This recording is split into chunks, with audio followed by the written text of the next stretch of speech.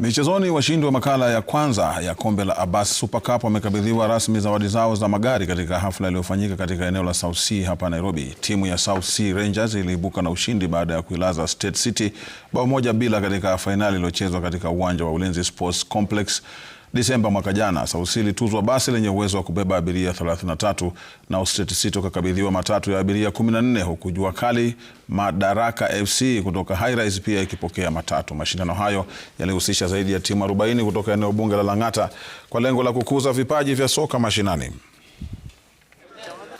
Walai na feel poa, at least hadi tulipia watu tumetimiza, so watu wasione ni kama ilikuwa ni utani ama mzaha kivyovyote. So tumeweka hadi na tumetimiza. Number 1 basi yake, number 2 matatu, number 3 pia matatu. Tukang'ang'ana lakini hard luck haiko side yetu. Sasa tunasema alhamdulillah kwa Mungu kwa matokeo yote ile. Sasa hivi tumepewa gari, tunashukuru sana. Yeye tunaona sasa ni faida kubwa kwa timu. Pande ya transport, pande ya kupeleka watoto game. Hii gari si ati ni kitu yenye imetusaidia sana.